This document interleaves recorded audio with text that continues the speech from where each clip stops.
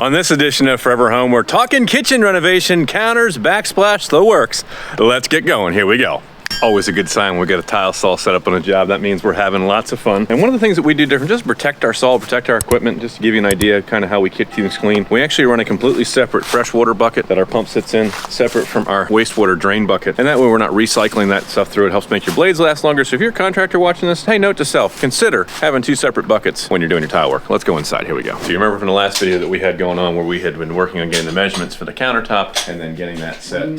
So now that the countertop is in, our guys are working on tiling the backsplash. This is going to be a very simple subway tile with white subway and then a very dark gray grout, which we have a sample prep. We're going to share that with the client, make sure she's cool with that. And the guys are working on getting this all set, and we'll give you a tour of how that process works. So one of the first things that we do is we're working on the layout and figuring out where things are going is mounting a block of wood on the wall. Make sure that's nice and level behind where the stove goes, so we can get one course of tile just down below the edge of the stove, so you don't look back and see that void. And figure out, layout wise, we don't want a sliver at the corner, we don't want a sliver over here, we don't want slivers up against, we're trying to make sure that this is evenly spaced and that's going to work out where there's no stupid little tiny pieces. And so there's a little bit of smart work that has to get done on the front end, and then figuring out where the bullnose is going to go. We had a little bit of drywall patching to handle on this corner so that could get done before the tile goes in and the paint goes in. So what we're going to do is we're going to run the bullnose tile across the top of here and down this edge to just behind the lip of the front of the cabinet here. Same thing over here on the fridge. We'll have a row of bullnose that comes out this and then straight down to about an inch, probably behind the edge of the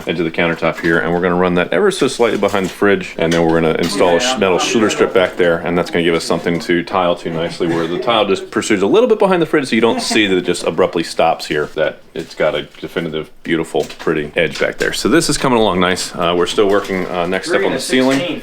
We've got a couple of more lights to put in here and one more old light fixture to take down. We've already got the new light fixture up over the sink, and the guys, that's new too, right? Isn't it? Yes, it is. Check this out. So this was a change order. The customer asked us to take out the fixture that was here and put in a recessed light can for here, and we may be doing that in a couple other places as well. So one of the other fun things you got to remember when you're doing tile work, you need to get your box extenders for your electrical so that you keep the electrical wiring all inside of plastic housing. So once we're out that extra 3/8 or of an inch or whatever the thickness of the tile and the mortar behind it's going to be, make sure you've got these box extenders. You can usually flip them kind of up over, work them through, put them in, and then that's going to make sure that you're legal and safe and everything that you need to be as far as your receptacles and devices that are around the kitchen area. So generally speaking, when we're thinking about tile, we tend to go to the manufacturer's recommendations for spacer size versus tile size, and there's some charts that show you what the recommended space is. So in this instance, we got a 3x6. We're using a 1/8 inch tile spacer, and again, making sure everything's level, make sure everything's on the same plane, that it's going to look correct when it's finished, and then putting all those spacers in to keep it evenly and making sure that nothing settles or moves while it's in the process of drying. So that's the start of this tile job. We'll look forward to bringing you the completion of this on our next edition of Forever Home. Remember, we're finished with it. You'll be proud to say it's not just done. It was coat built. We'll see you next time.